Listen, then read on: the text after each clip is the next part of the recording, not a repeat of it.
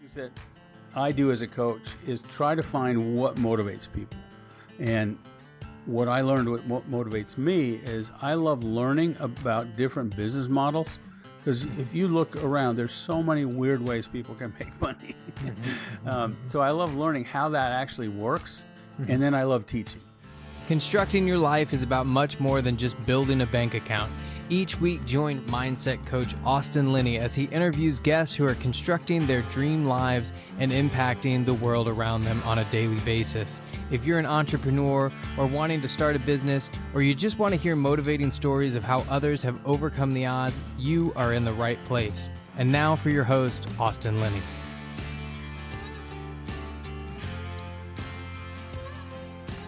Guys, welcome back to Construct Your Life. This is Austin Linney, and I have the man himself, John, in the house. How are you doing, sir? I'm doing well. Thanks for having me. Yeah, it's so good to have you here. I think that your book is something that people should read. I think the way I describe it is you have to think about your thinking, right? I think that overall, I love something you said to me earlier. You said that most of the business books are 200 pages of nothing. I think that's the truth. You know what I find myself lately? Reading a lot about creativity and cinema and biographies because once you've read one business book, I think you've read them all. So, wouldn't you agree? Well, I think they're overly fluffed. Usually there's about 10 or 20 pages of good stuff, sure. But you can't sell a book for 20 pages, so you have to, they inflate it. That would be called a memo. Yeah. Yeah, but I actually have gotten some pretty good response to the book. The book is called Output Thinking, Scale Faster, Manage Better, and Transform Your Company. And I've had people tell me that they highlight, as they go through books, they typically highlight the parts that they find useful. And people have said, oh, I've highlighted almost everything in this book. So I take that as a compliment. So here's the deal. You have a clean hit on your hand when the highlighter comes out. You know it's a good book when the highlighter comes out. So tell people a little bit about you, who you are, and then we'll just get rolling from there. Yeah. So I am... I've been an entrepreneur my whole life. I've literally never had a real job, and I've always had different companies. And the most lucrative one and the most unusual one, we sold movie libraries to apartments, and it was a marketing tool for them. It'd be like 50 movies in the leasing office. If you rented the apartments there, you could borrow the movies for free overnight, and we changed them out every month. I started that company when I lived in Texas, in Plano, Texas, and about 2 years into it, it was just getting off the ground, and I really wanted to move back to the Northeast where I'm from, just for climate reasons and lifestyle reasons and all kinds of stuff. And I thought, well, it doesn't make sense to move the company because our customers are in the South and Southwest. But I realized that there are companies with a headquarters in one state and branch offices in another state, and I thought, if they can do it, I can do it. And this was in the 90s when the internet didn't make that really easy. And they would overnight me data tapes so I could see what was going on. And two things happened after I moved. One is my workload decreased incredibly because I was no longer the go-to guy to fix everything. I had to put systems in place that kept things operational. The other thing that happened was somebody called me up that I used to work with and said, you should look into this thing called coaching. You'd be great at it. And I said, what's that? It hadn't become a buzzword yet. And I looked into it, liked it, started coaching other business owners, and was part of a group that founded the International Coach Federation. And I was their fourth president in 1998. So that got me on a whole new trajectory in my life. You know, life seems... I don't know if it's an intersection of being in the right place at the right time or life just kind of showing up for you. You know, you're saying, what's a coach? And then you get to do this thing. Because I've coached for years, not as long as you have. It's something that will always be a part of me. It's something that fills me up to watch people grow. Before you even knew what it was, and now you sit here today, I'm sure you have so many stories of successful clients and the relationships that you build. It's probably something that's always given you joy. Yeah, one of the things that I do as a coach is try to find what motivates people. And what I learned, what motivates me is I love learning about different business models. Because if you look around, there's so many weird ways people can make money. So I love learning how that actually works. And then I love teaching. And so coaching is a really good combination where I can do both of those. So as we start talking about the book, you mentioned these buckets in the book. Did you want to break down, you can pick a couple that are your favorite or just the overall kind of buckets in the book, the concepts that you're talking about for a company to look at their output? Yeah. So the reason I call them buckets is because the reason people hire anybody in any company is to produce something. That something is an output. It could be produce sales. It could be make a change in status. So like a janitor doesn't make a room, but they make it cleaner. It could be decisions or relationships, any number of different kinds of things that people are hired for. Those outputs fall into the same buckets for every company. So the first bucket is they have to make something, product or service, that people want to buy. If you don't have that, then you don't have a company. Then you have to find those people and sell to them. And those are all the outputs around marketing, sales, closing deals, etc. That's another bucket. You have to hire people, manage people, train people. The people bucket is a whole nother one. Then there's a bucket of money.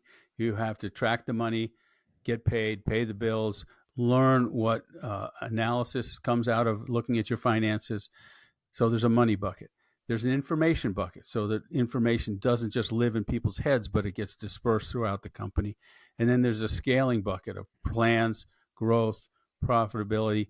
How do you get from here to there? So those buckets are all very similar at the highest level in a company. And the trick is to break them down to the detailed level so that you can get your people to produce the outputs in those buckets on a regular basis.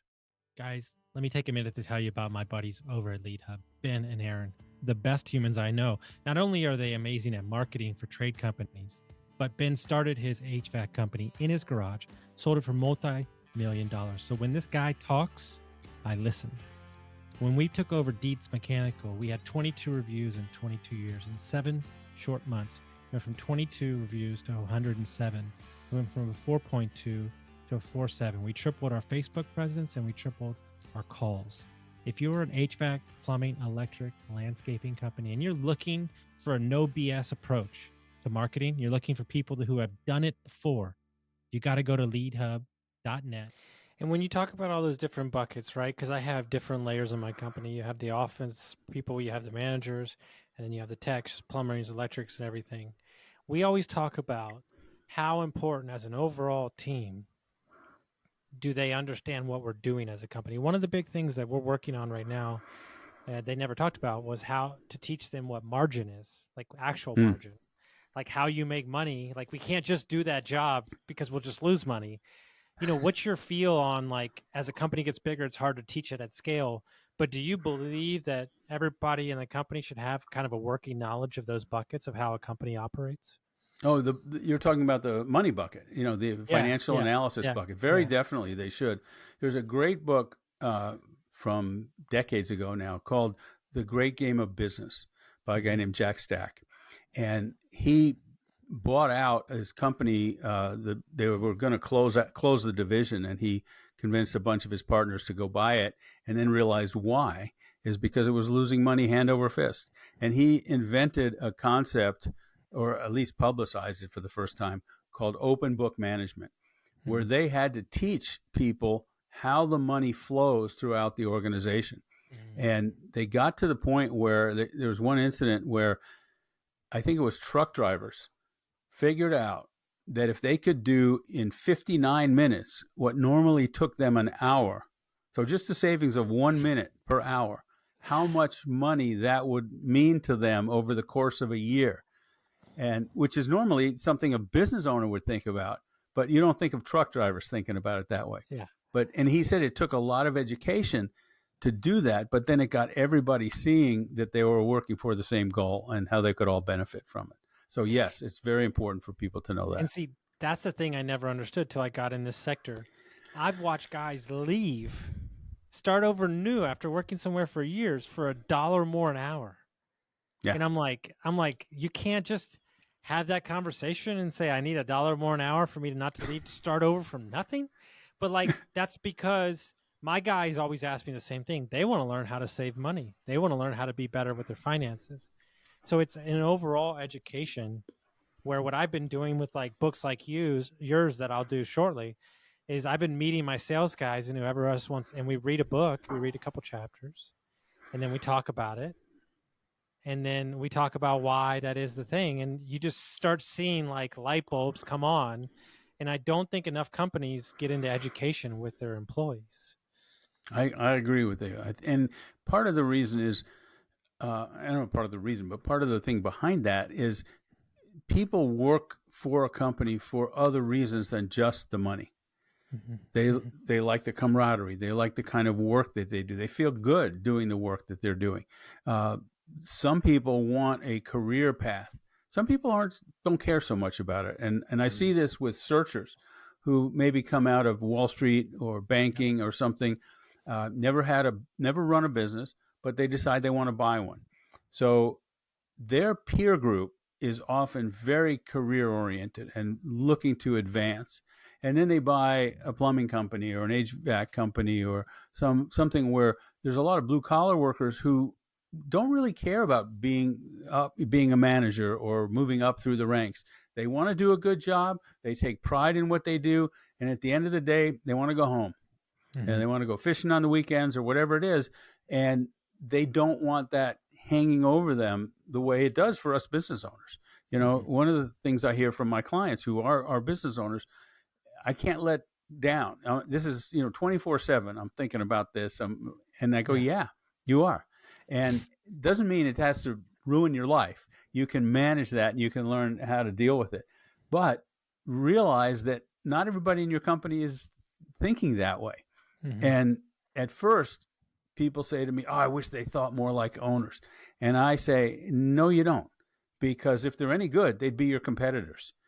You want people who want to do a good job and are happy to turn it off because they're people that can work for us. And so you have to meet people where they're at and deal with them that way and give them what they want in a way that helps you get what you want. When you're coaching these people and you're coaching these businesses, you have been for years. I know I have personally. There seems to be similar veins of issues or problems running through no matter what they do. If it's all different businesses, personal, older, younger. Have you seen a set of like 1 to 2 to 3 like common problems that you establish no matter what they're doing that you've seen over the years of your coaching? I think that I'll answer that in 2 ways. On a personal level, the 2 biggest problems I see are people who are very intuitive and very good at what they do, but they don't know how to reproduce it. They're not process oriented. And so they build a company to a point where everything depends on them, and then they get burnout. The other personal side of it is people not being self-aware of their emotions, and they react to their emotions rather than feel their emotions, label their emotions, and say, okay, I'm angry or I'm disappointed in this person. Now, what's the best way to do something about it and separate from that? So those are the 2 personal things. The business side of things is they don't get systematic. They don't realize that the outputs the business needs can be produced by systems and processes. And when you break those systems and processes down to subsystems, you can then get really good results from average people following a really good process.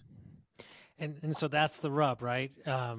I feel like in my younger years, like my output was high, but my impact was low in my dollars and in my extra time because I was working 4 jobs, but I felt like I was doing so much. Now I only seek one thing and one thing only. How do I take my time and get the highest output on the back end? That's all I care about right now. So you're saying that if a company has scale, use mine, for example, HVAC, plumbing, electric, you're saying if we build out proper checklist, we build out proper systems, they understand exactly what they're doing, then they're not free-ranging for themselves. they can systematize and get better. And, as a company, if they process oriented, which is something we've been working on like all year.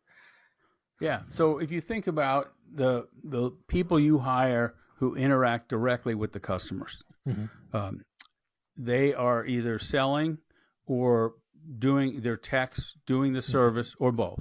Sometimes you want your techs to also upsell. Some of them are good at it, some of them aren't. All those people are producing an output. And that output depends on the nature of the job and the level of training and that kind of thing. But the next level up is a team leader who's helping those people produce better outputs or produce more outputs or produce outputs more efficiently.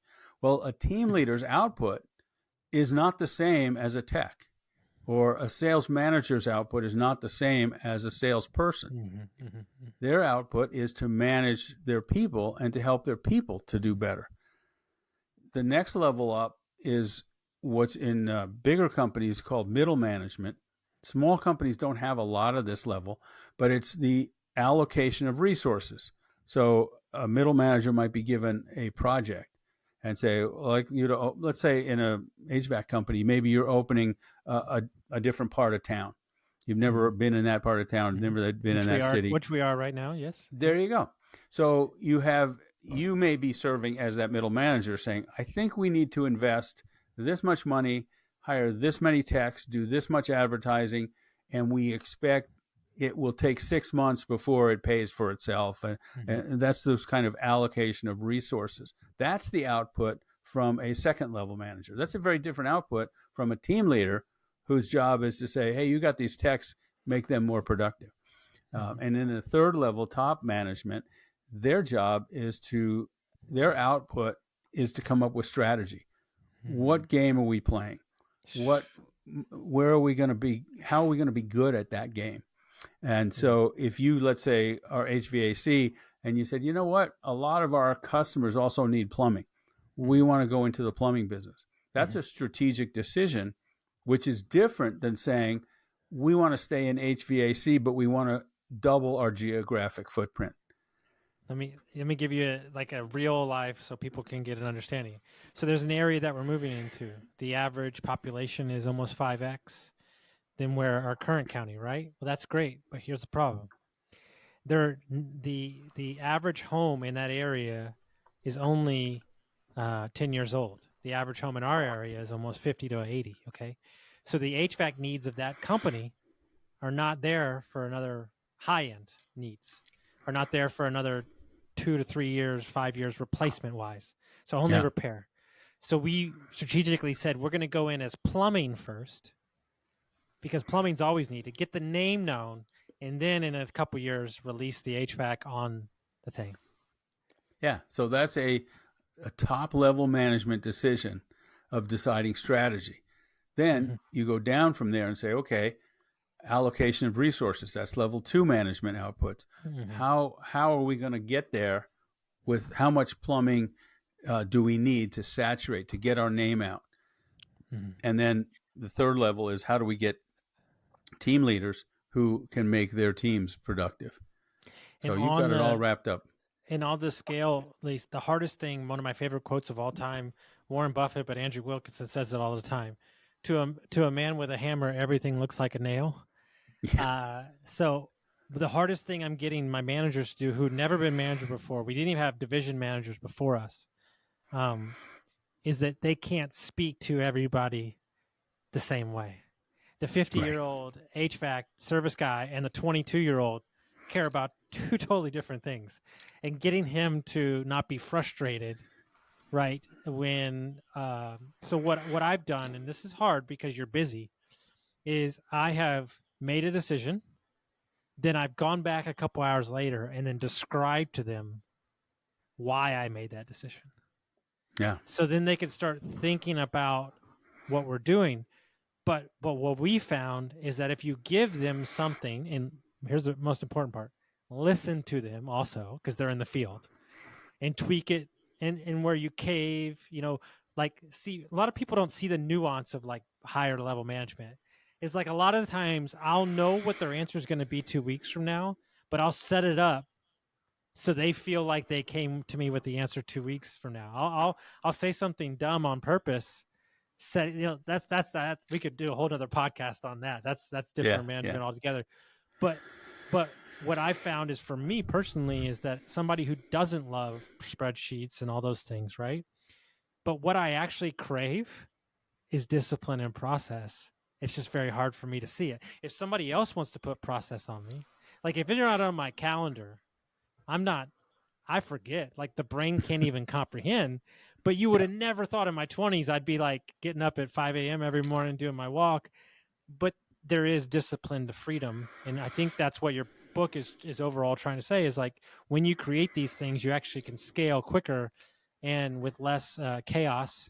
And a lot of people rail and fight up against that because they're stubborn, or whatever you want to call them. Yeah, and the ideal set of systems allows everybody to play at the top of their game.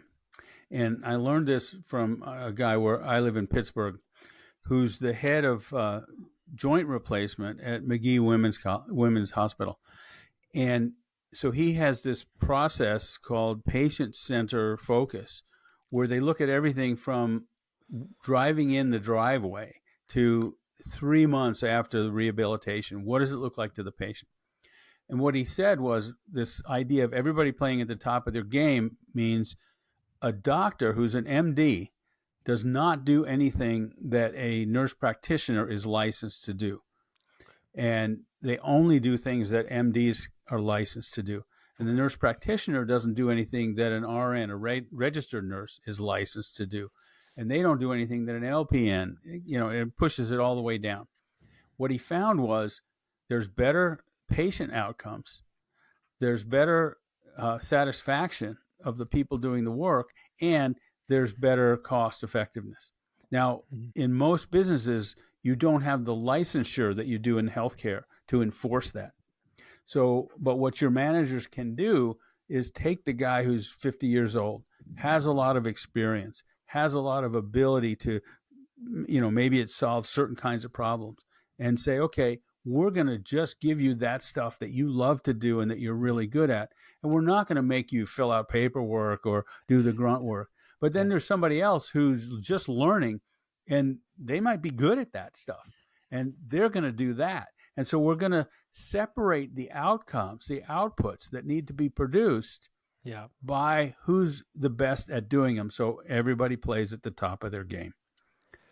There are nuances in business that what you just described was so many. We have a guy who's our commercial HVAC guy, who's a manager, kind of treats all the young kids like they're his kids. But he's never done sales a day in his life. He doesn't know what sales are, but he's just that guy. Like, he knows the entire county. And my goal is to make him a sales guy, but more on a branding, like bring in new business. And he's like, I don't know, man. I just don't know if I'm going to be able to do it. I'm like, dude, we're going to make it so easy on you that, like, that's one of my favorite things in business, is to take somebody that maybe they don't think, but with the right processes and the right understanding of what an output looks like to them. That's the big thing, is that we have not defined as people what our outputs are. Do you see that as well too? Like, we haven't defined what success is to us. And sometimes the job titles get in the way of that, because job titles, hate them. Well, if you look at the sales process as a number of different outputs, first of all, there's a customer who has no idea who you are. So the first output is they learn about you, and if they have an interest, they respond. Then you take that as an input and say, okay, what can we do to answer their questions, pique their interest? And at some point, they will probably say, I think I need this problem solved. And you go in with a solution. Maybe you go in with a bid. Maybe you go in with a proposal. Those are all outputs. And if you just say, okay, you're a salesperson now, some people freak out. I had a guy who was my collections guy. And I mean, this was not the only thing he did, but one of the outputs that he produced was collecting money from delinquent accounts. And people loved him. I mean, he would call them up on the phone demanding money, and he was so great at it. And I said, oh, man, you ought to go into sales. And he would never go there because he didn't like that title, but he was doing sales in a different capacity. And so if you break those systems down into subsystems, your guy might be, oh, I can do proposals. That's cool. I can give you a list of people who are interested. See, this is what people don't talk about enough. And I should probably talk about this more because I didn't know till commercial HVAC is not a business that you do any marketing or sales for. It doesn't exist. 90% of the time we're dealing with architects, engineers, and maintenance guys. And the maintenance guy then tells the owner what to do. But here's the problem. 90 times out of 10, the maintenance guy used to do what we do, and he sees BS.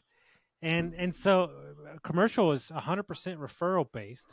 So I don't need you to be a salesman. I need you to be knowledgeable, and I need you to be welcoming, and then we can handle the rest in the back end. There you go. So you have described those outputs as being personable and welcoming, and you can describe behaviors that results in, and those are your outputs. We took our lead tech who wasn't in love with managing people, turned him into a sales guy, and he's blowing records like it's going out of style. And he's like, he didn't even know what sales was. He's 51 years old. And so like I said, I think you're going to be really good at this because he's the most knowledgeable person I've ever met, right? And so for me, it all comes down to the output. If you know what you're seeking, right? If you know what target KPIs, you know what understanding, and you have reasonable timelines. One of my good friends says every investment looked upon the right time horizon is a great investment. Yeah. The timing is critical. And I think that we as people, we're trying to grow too fast when business really is an organism that takes a little time to mature, and kind of like what's the longest client you've ever coached? Like how long? I've had clients for 10 years. Okay, so 10 years. So who they were in year 1 and year 10, I would imagine very different people, right? Yeah. And I would imagine, more importantly, when they signed up for you 1 year, they didn't expect to be there 10 years. Right. And some of them don't stay that long because they get what they need and they move on. That's fine. But if they want something new and I can provide it, I'm happy to keep going with them. So it just depends on the situation.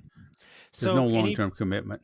Yeah, so anybody that's looking to learn more about the book, kind of give them a brief overview of the book and kind of why they think you should pick it up, because I definitely think they should. So the book is broken out into sections. The first section I talk about what an output is, how to think about the outputs of your company rather than the org chart of your company. And we describe 6 different kinds of outputs, the different properties that different outputs have. And then we talk about how you can use those, how you can be a better manager, how you can hire better, how you can do performance reviews better with output thinking. And then we talk about the systems that produce those outputs and how to make your systems repeatable, scalable. That's where the buckets come in that I mentioned before. And then ultimately, we talk about what the ultimate bucket is. What do you want from your company as a business owner? Why are you in this in the first place? Not your vision for the company, but what is it you want from it? And everybody wants 3 things that I've found. They want more money. They want time off, usually more time away from business, and they want work that they love. And then there's about a dozen other things that I found that people want that aren't universal. Some people love to travel. Some people want to have their company move them into being able to be philanthropies or build a hold company or whatever. So that is important too. What's driving you in this? And then dispersed throughout the book, I have 20 different exercises for what I call CEO time. So block out a couple hours a week, same time every week, go to a different place, not your office, not where you normally work at home, and think about the more important but not urgent things in your company, and have 20 exercises of how to do that in the book. So it's kind of all around book for business owners. I think that ultimate time, and I was asked a couple times while I was at the event that you and I were both at. I think that we forget why we did this in the first place. I think the train leaves the station. I think that we're like, and then we show up and we're like, I'm not happy. I've lost my connection with the thing that I'm doing Because for me, I'm looking 20 years out and I'm trying to work backwards. So taking those steps that you're talking about in that book is so important. What I want to say about you is when I meet people, because I meet a lot of them, especially with the podcast, you can typically tell in the first couple minutes whether or not they know what they're talking about. You are so polished. You're so concise with your thinking. It's very firm thinking, even in your writing and your post. And so it's so great to have somebody of your knowledge to put it in a book and to share with others. And I know a lot of people are going to get a ton of impact out of the book. And it's just really great that you've condensed all your knowledge into something that people can learn from. Well, thank you very much. I appreciate the kind words. So if people want to find you, they want to reach out to you, how will they do that? They can go to outputthinking.com and learn more about the book, and there's a link to Amazon that they can buy it. They can follow me on Twitter. I'm at BetterCEO. And they can also go to my website, ceobootcamp.com, and learn about what I do in it. And my bio in the Twitter thing has a link if somebody wants a free coaching session. So at BetterCEO there. I love it, guys. Go pick up the book, send it to a friend, rate us and review us, and we'll see you next time.